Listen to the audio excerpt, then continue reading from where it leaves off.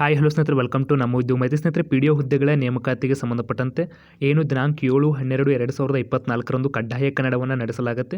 ಆ ಒಂದು ಕಡ್ಡಾಯ ಕನ್ನಡ ಎಕ್ಸಾಮಿನೇಷನ್ಗೆ ಸಂಬಂಧಪಟ್ಟಂತೆ ಈಗಾಗಲೇ ಪಿ ಡಿ ಒ ಪರೀಕ್ಷೆಗೆ ಸಂಬಂಧಪಟ್ಟಂತೆ ಎಚ್ ಕೆ ವೃಂದದಲ್ಲಿ ಕಡ್ಡಾಯ ಕನ್ನಡ ಎಕ್ಸಾಮಿನೇಷನನ್ನು ಬರೆದಿರತಕ್ಕಂಥ ಅಭ್ಯರ್ಥಿಗಳು ಈ ಒಂದು ನಾನ್ ಎಚ್ ಕೆಗೆ ಸಂಬಂಧಪಟ್ಟಂತೆ ಮತ್ತೆ ಕಡ್ಡಾಯ ಕನ್ನಡ ಎಕ್ಸಾಮಿನೇಷನನ್ನು ಬರೀಬೇಕಾ ಅಥವಾ ಬೇಡವಾ ಎಂಬುದನ್ನು ಕೇಳ್ತಾ ಇದ್ರು.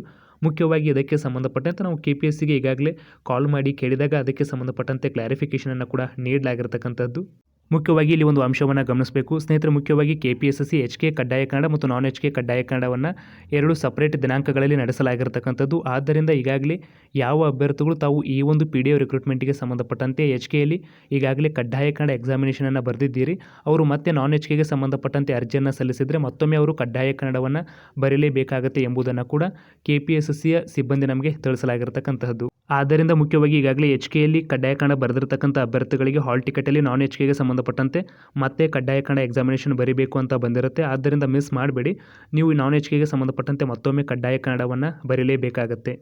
ಇನ್ನು ಮುಖ್ಯವಾಗಿ ನಾನ್ ಎಚ್ ಕೆದವರು ಇದಕ್ಕೆ ಸಂಬಂಧಪಟ್ಟಂತೆ ಯಾವುದೇ ರೀತಿಯಾಗಿರ್ತಕ್ಕಂತಹ ತಲೆ ಕೆಡಿಸಿಕೊಳ್ಳುವ ಅವಶ್ಯಕತೆ ಇಲ್ಲ. ನೀವು ಈಗಾಗಲೇ CT ಎಕ್ಸಾಮಿನೇಷನ್ ಆಗಿರಬಹುದು, ಅಕೌಂಟೆಂಟ್ ಅಸಿಸ್ಟೆಂಟ್ ಆಗಿರಬಹುದು, 2022 ಫೆಬ್ರವರಿಯ ನಂತರ ನಡೆಸಿರ್ತಕ್ಕಂತಹ ಯಾವುದೇ ಎಕ್ಸಾಮಿನೇಷನಲ್ಲಿ ನೀವು ಕಡ್ಡಾಯ ಕನ್ನಡ ಪಾಸ್ ಆಗಿದ್ದರೆ ಮುಗಿದು ಹೋಯಿತು, ಮತ್ತೆ ಬರೆಯುವ ಅವಶ್ಯಕತೆ ಇರುವುದಿಲ್ಲ. ಇದಕ್ಕೆ ಸಂಬಂಧಪಟ್ಟಂತೆ ಎಚ್ ಕೆ ಅವರು ನಾನ್ ಎಚ್ ಕೆಯಲ್ಲಿ ಕಡ್ಡಾಯ ಕನ್ನಡ ಬರೀಬೇಕಾ ಅಥವಾ ಬೇಡವಾ ಎಂಬುದಕ್ಕೆ ಸಂಬಂಧಪಟ್ಟಂತೆ KPSC ಸಿಬ್ಬಂದಿಯೊಂದಿಗೆ ಮಾತನಾಡಿರ್ತಕ್ಕಂಥದ್ದು ಆಡಿಯೋದ ತುಣುಕನ್ನು ಕೂಡ ಕೇಳಬಹುದಾಗಿರ್ತಕ್ಕಂತಹದ್ದು.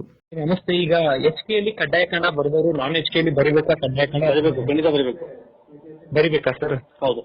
ಹಾಂ okay sir, thank you. H K ಬೇರೆ, ನಾನ್ ಎಚ್ ಕೆ ಬೇರೆ. ಹಾಂ ಓಕೆ ಸರ್. ಓಕೆ ಸ್ನೇಹಿತರೆ, ಮುಖ್ಯವಾಗಿ ಕೇಳಿದ್ರಲ್ಲ, ಇದಿಷ್ಟು ನಿಮ್ಮ ಒಂದು ಡೌಟ್ ಕ್ಲಾರಿಫಿಕೇಷನ್ಗೆ ಸಂಬಂಧಪಟ್ಟಂತೆ ನಮ್ಮ ಒಂದು ಚಿಕ್ಕ ಅಪ್ಡೇಟ್ ಆಗಿತ್ತು.